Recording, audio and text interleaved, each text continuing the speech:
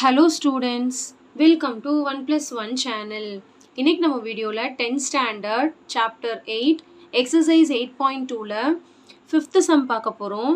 இந்த ப்ராப்ளத்துல பாத்தீங்கன்னா find the coefficient of variation of 24, 26, 33, 37, 29, 31. அதாவது ஒரு டேட்டாவா இத கொடுத்துட்டாங்க. அதாவது raw data, ungrouped டேட்டாவா கொடுத்திருக்காங்க. அதுக்கு நம்ம coefficient of variation கண்டுபிடிக்கணும். சரி. இப்போ நம்ம கோஎஃபிஷியன்ட் ஆஃப் வேரியேஷன் கண்டுபிடிக்கணும்னா சிக்மா வேணும், எக்ஸ் பார் வேணும். அப்பதான் அந்த ஃபார்முலால சப்ஸ்டிட்யூட் பண்ணி கண்டுபிடிக்க முடியும். எக்ஸ் பார் வந்து ஒன்றும் பிரச்சனை இல்லை, ஈஸியாக கண்டுபிடிச்சிடலாம். அதாவது எல்லாத்தையும் ஆட் பண்ணி sum of all observation by number of observation. அதாவது எல்லா அப்சர்வேஷனையும் ஆட் பண்ணுறேன். 24 + 26 + 33 + 37 + 29 + 31 பை எத்தனை அப்சர்வேஷன்னா 6 இருக்குது. 6ஆல் டிவைட் பண்ணுறோம். ஸோ இப்போ இது எல்லாத்தையும் ஆட் பண்ணால் நம்மளுக்கு 180 கிடைக்கும். 180/6 இஸ் நத்திங் பட் 30. இப்போ எக்ஸ் பார் பிரச்சனை இல்லை, கண்டுபிடிச்சாச்சு. அடுத்து நம்ம வந்து ஸ்டாண்டர்ட் டீவியேஷன் கண்டுபிடிக்கணும் இல்லையா? ஸ்டாண்டர்ட் டீவியேஷன் கண்டுபிடிக்கணும், சிக்மா கண்டுபிடிக்கணும். அதுக்கு நிறைய நம்பர் ஆஃப் மெத்தட்ஸ் இருக்குல்ல.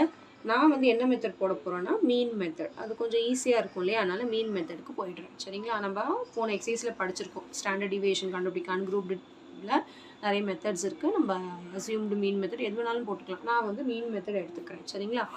ஸோ மீன் மெத்தட் ஃபார்முலா பார்த்தீங்கன்னா square root of summation d²/n. அப்போ d² கண்டுபிடிக்கணும். அதுக்கு முன்னாடி d கண்டுபிடிக்கணும், அதுக்கப்புறம் தான் d² கண்டுபிடிக்க முடியும். ஃபர்ஸ்ட் கொடுத்துருக்குற ரீடிங்ஸை எடுத்துக்கலாம். எக்ஸ்ன்னு 24, 26, 33, 37, 29, 31. இப்போ d இதில் ஃபார்முலா பார்த்தீங்கன்னா x - x பார். அதாவது x பார் தான் 30. x - 30, அதாவது 24 - 30 - 6, 26 - 30 - 4, 33 - 30, 33 - 30 வந்து 3, ஒன்லி 3 வரும், 3. 37 - 30 பார்த்தீங்கன்னா 7, 29 - 30 - 1, 31 - 30 வந்து 1. அவ்வளோதான், ரொம்ப சிம்பிளாக முடிஞ்சிடும் இந்த மெத்தட். சரிங்களா? d கண்டுபிடிச்சாச்சு. இப்போ d², இது அப்படியே ஸ்கொயர் பண்ணும். 6 × 6 = 36, 4 × 4 = 16, 3 × 3 = 9, 7 × 7 = 49, 1 × 1 = 1, 1 × 1 = 1. இதை மட்டும் சம் பண்ணால் போதும், 112ன்னு வரும். சரிங்களா? இதை மட்டும் ஆட் பண்ணால் போதும். ஸோ ஃபார்முலா பார்த்தீங்கன்னா sigma = square root of summation d²/n.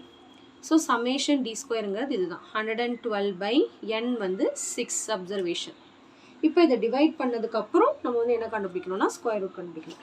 First வந்து டிவைட் பண்ணிடலாம். 112 6ஆல் டிவைட் பண்ணிடலாம். 112 6ஆல் டிவைட் பண்ணுறோம். சரிங்களா? எப்பவுமே டெசிமலுக்கு அப்புறம் 3 நம்பர் கண்டுபிடிக்கணும். எல்லாத்துலேயுமே ஞாபகம் வச்சுக்கோங்க. 3 நம்பர் கண்டுபிடிச்சிட்டு 2 நம்பரோட ஸ்டாப் பண்ணிடுவோம் நம்ம. ஓகே, சரி. இப்போது 6 1s are 6, balance 5, 52. 6 7s are 48. 6 8s are தான் 48, சாரி.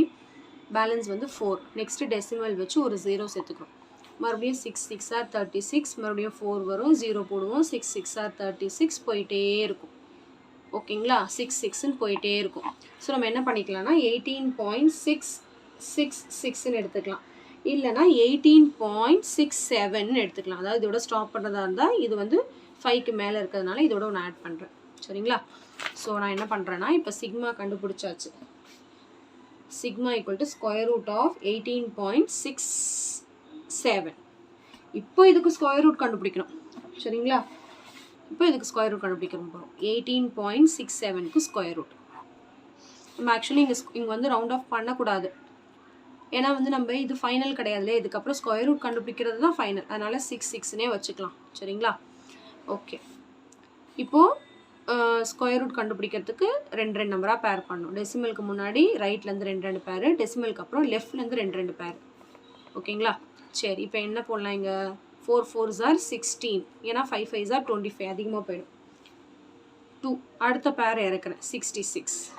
ஸோ இங்கே என்ன நம்பர் இருக்கோ அதை 2ஆல் மல்டிப்ளை பண்ணி இங்கே போடணும். டெசிமல் வச்சுக்கிறோம், டெசிமலுக்கு அப்புறம் இறக்குறோம் இல்லையா? அதனால் டெசிமல். இப்போ அடுத்து பார்த்தீங்கன்னா இந்த 8ஓட இங்கே சேம் நம்பர் போட்டால் இது வரணும். என்ன போடலாம்? 82 போட்டால் 16 160ல் வரும். அப்போ 83 போட்டு பார்க்கலாம். 3 3 3 3s are 9, 8 3s are 24. பர்ஃபெக்டாக இருக்கும். இதுதான் 3 3 249.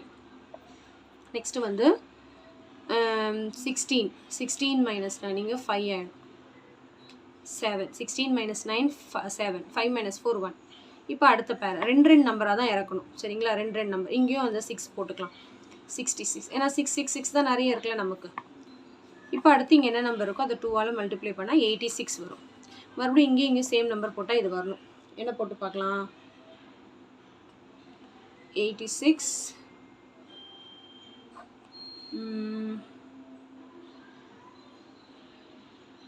2 போட்டு பார்க்கலாமா. ஆமாம் 2 போட்டால் தான் கரெக்டாக வரும். 8 2 16 2 2 4 6 2 12 2 பேலன்ஸ் 1 8 2 16 17 1724 பர்ஃபெக்டாக இருக்குது இதுதான்.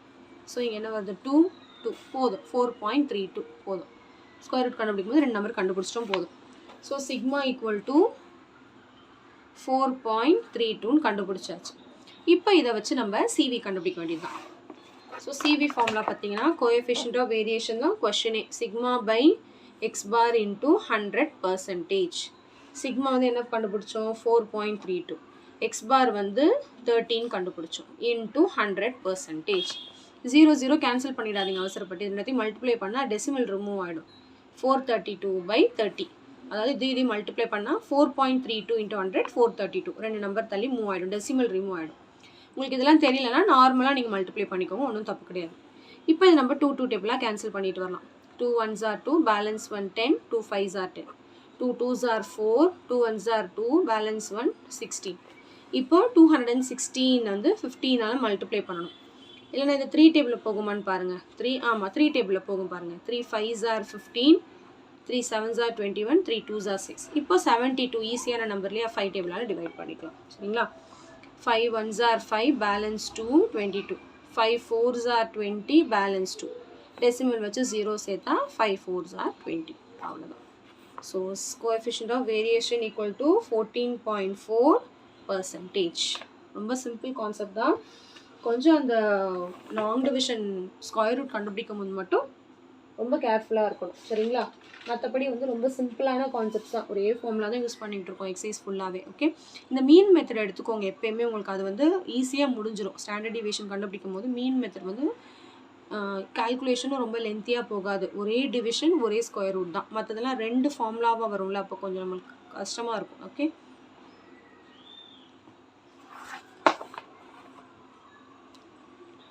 ஸோ கண்டிப்பாக இந்த சம் நல்லா உங்களுக்கு கிளியராக அண்டர்ஸ்டாண்ட் ஆகிருக்கும்னு நினைக்கிறேன். So thank you so much for watching students. Bye bye.